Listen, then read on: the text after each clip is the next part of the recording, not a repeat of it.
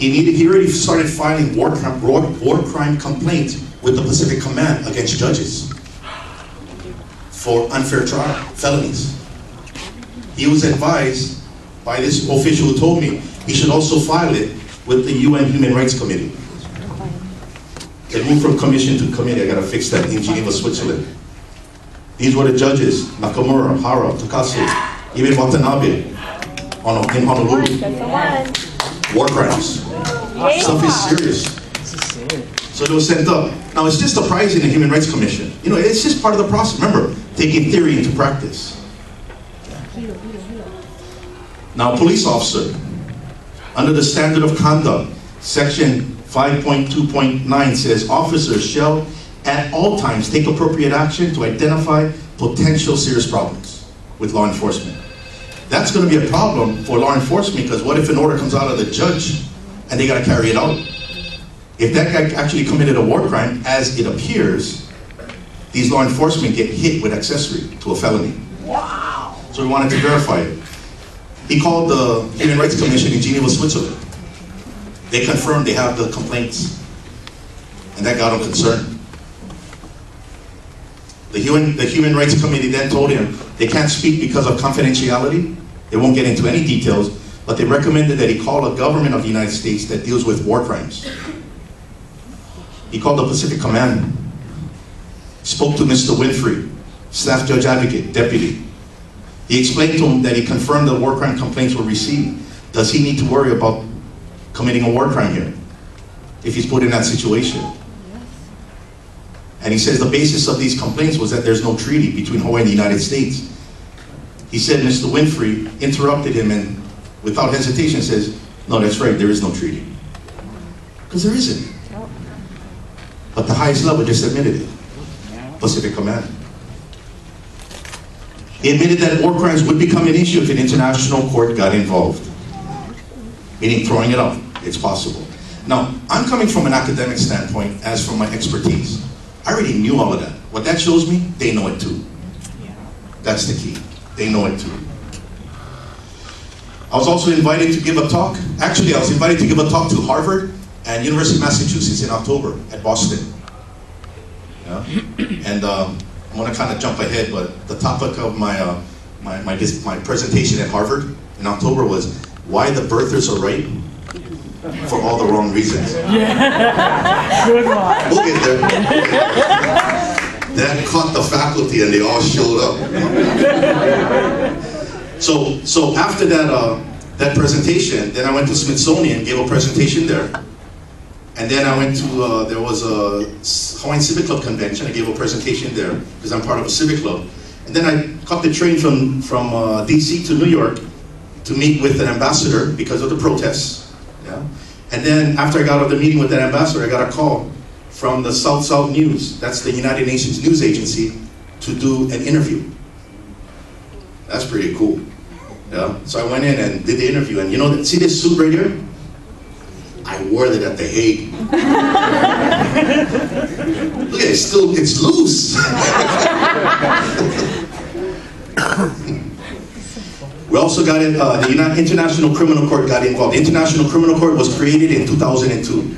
What they do is they prosecute individuals for war crimes. Individuals in countries. International Criminal Court, paperwork was submitted to them, they accepted it. Or should I say, they can't deny it. See, it's one thing, see, I don't go around asking people, do you agree with me? No, what I say is, can you deny it? Because I already know you're Americanized. So I'm not going to try to get you to agree. It's going to get into an argument. Yeah, this is a remote control. Can you deny it? It's not a telephone. It's a remote control. Here, I'm using it. That's how we're able to do things. Yeah? That's the strategy. That's the tactics. And that court will begin to have jurisdiction in Hawaii March 4th, which was last Monday. Okay? Now, let me back up. Dexter Kayama filed a criminal complaint with the International Criminal Court 3 weeks ago, protecting his client who was a homesteader who was evicted out of his home in Waianae, Hawaiian homestead, and in the court, evidence was presented that this court doesn't legally exist and it got to stop. The proper court is an Article 2 court. then you can prosecute. So everything that Dexter Kayama is doing as an attorney is not obstructing justice, but to ensure it's done correctly. That's all he's doing. Well, they decided to railroad him, went all the way up to the Intermediate Court of Appeals, basically confirmed the violations of the war crimes. Dexter filed a complaint with the International Criminal Court 3 weeks ago, namely the judge at the district court level, the 3 judges on the Intermediate Court of Appeals, the Attorney General, the governor, and the chair of the Hawaiian Homes. Good. As perpetrators. Yep. On Monday, last Monday, I got a call from Special Agent Mel Nakapa'ahu. Dr. Sai, could you give us a call? I'm Special Agent Mel Nakapa'ahu from the Attorney General's Investigation Division. No problem. Next day, see, because me, I gotta go check out Google. Yeah.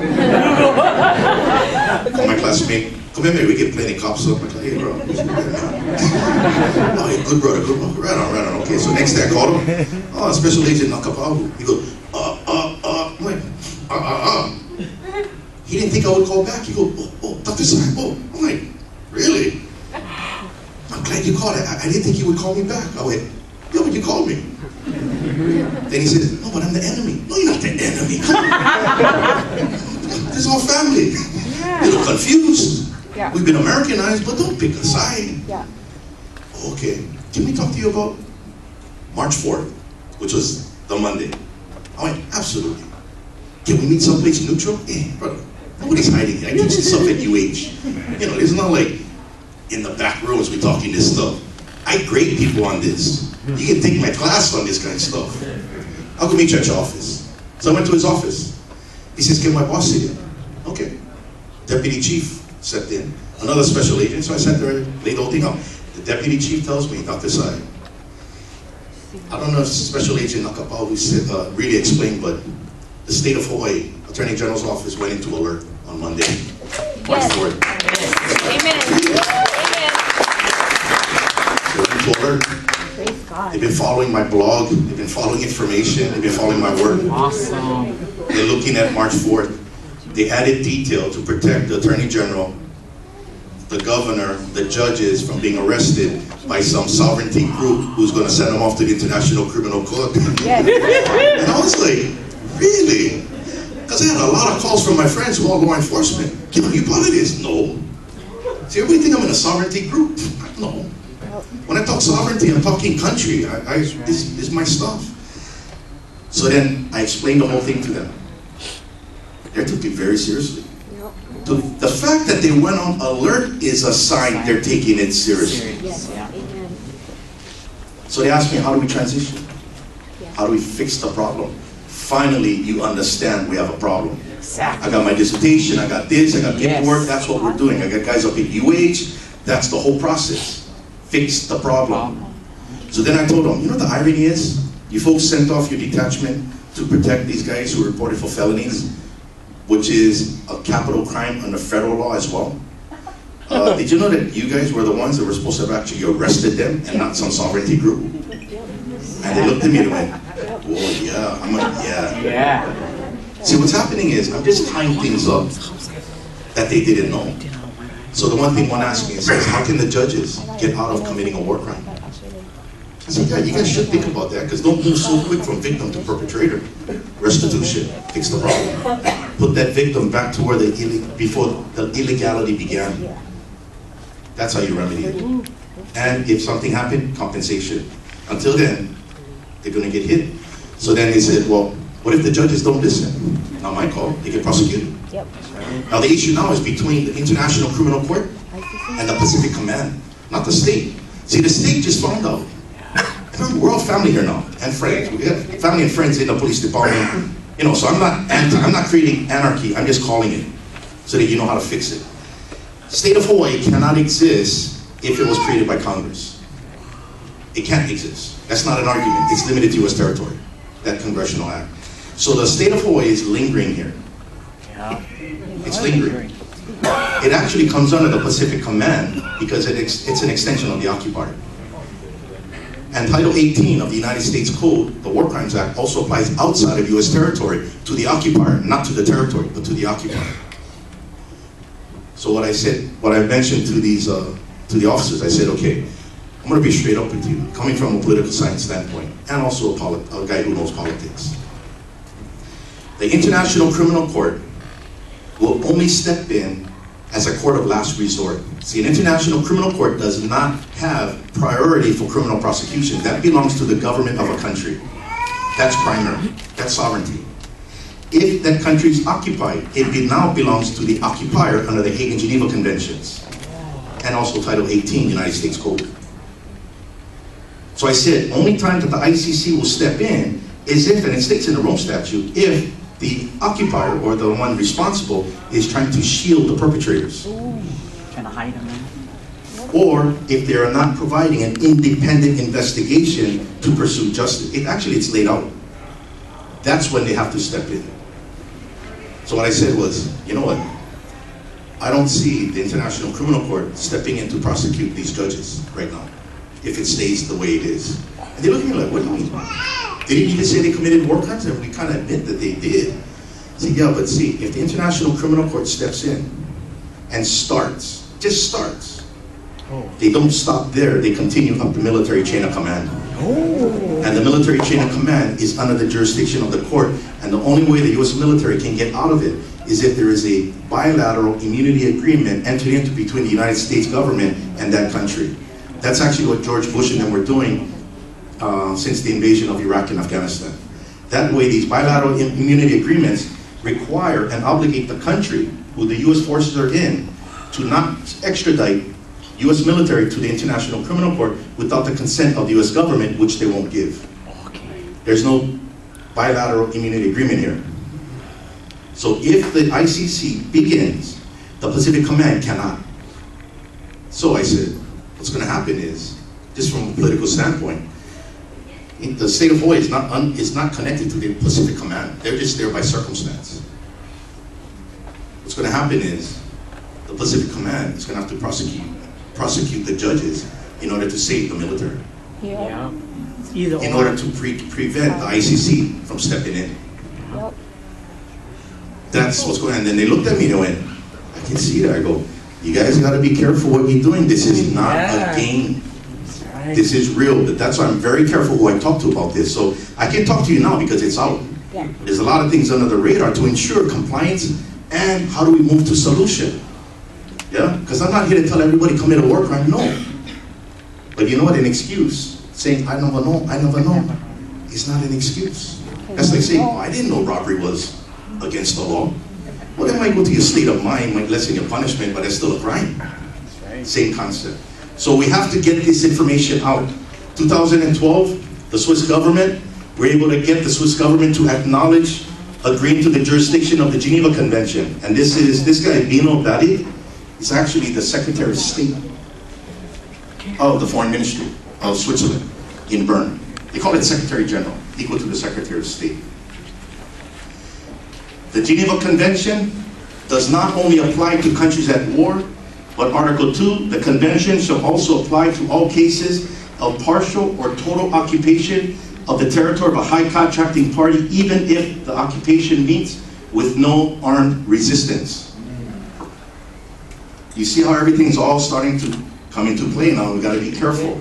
That's why at the University of Hawaii and at the community college, we teach this, and we teach it very seriously. This is not some alternative view of Hawaii. This is profound. These are ramifications. So, Barack Obama, born in Honolulu, August 4th, 1961, attended Punahou High School in Honolulu, elected President of the United States, January 20th, 2009. Article 2, no person except a natural-born citizen at the time shall be eligible to the office of President. Natural-born, by definition, is a person native-born or born within the territory of the United States. President Obama was not born in the United States. He was born in Hawaii.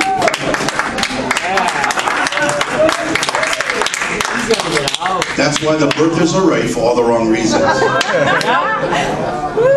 Now, President Obama is an American by parentage, but he's not an American by being natural born. That's the key with the U.S. Constitution. So I'm not saying he's not American. Oh, he is American, but he's not natural born. Now, President Obama is just another casualty to this information, as I was when I was in the Army. I found out I was in the wrong Army. That is a reality check. So don't get worked up.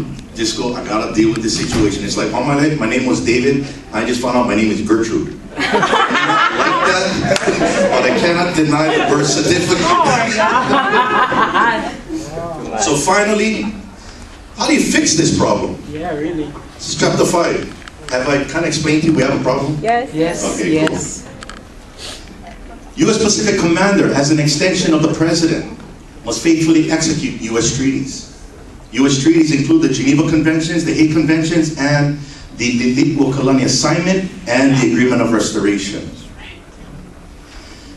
The Pacific Commander, first proclamation must be made. He must suspend the legislature and declare the establishment of a military government utilizing state of Hawaii governmental infrastructure to administer Hawaiian law and the laws of occupation as it stood on January 17, 1893. The governmental structure of Hawaii, the state of Hawaii, what people don't know, that's actually from the kingdom. It's not something created by the United States.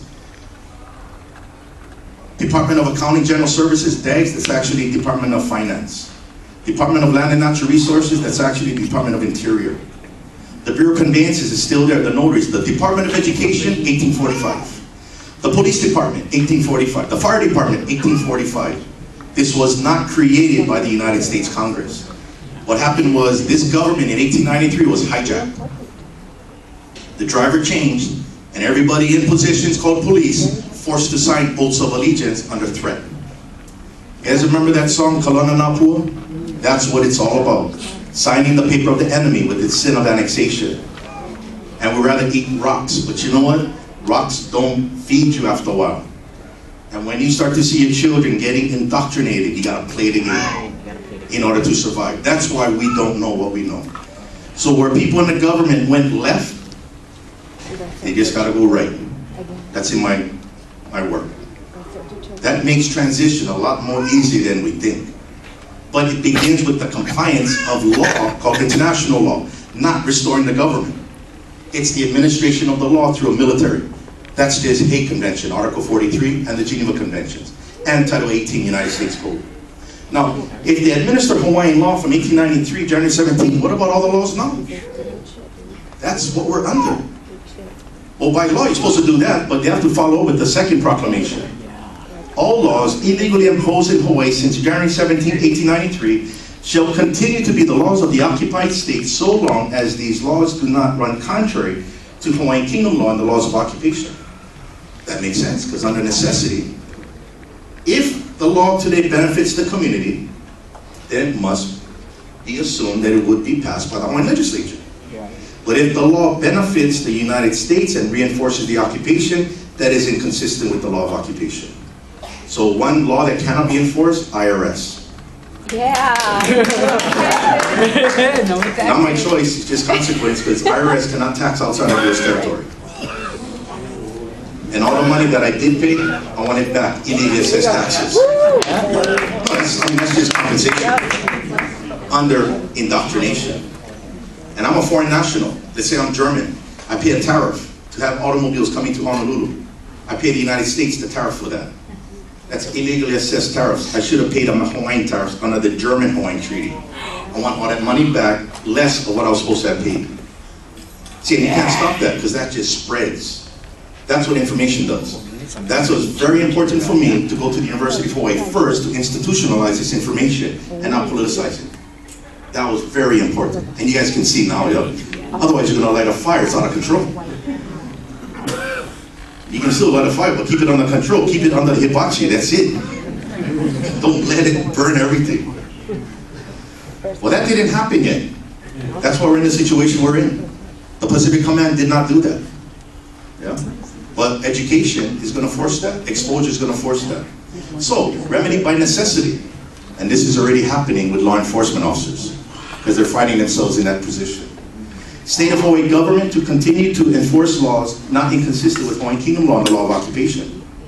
So they don't have to wait. They say, necessity. Necessity dictates I got to do this. Did you know the doctrine of necessity, or should I say necessity, is the mother of all inventions? Yeah. there actually is a legal doctrine for necessity.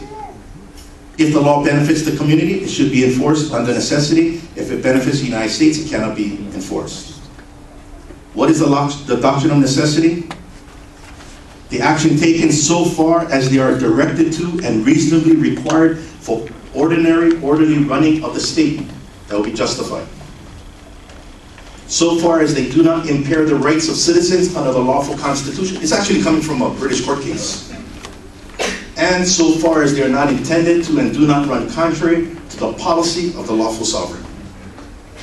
Because if you do anything in violation of that, you start to reinforce your own position, claiming to be something you're not, that's called treason. That's why necessity will protect you. These issues are very, very serious. And since I presented this before, it was all education, but now I added this other dimension on application. So if you folks want further information, you can go to hawaiiankingdom.org or go to the blog, or there's my email. With that, I'm sorry I went a little over because I got to kind of curtail this for Keoho. During my test run, I got cut out about half an hour. I'll take care of that, but any questions? First of all, I want to thank you folks for staying.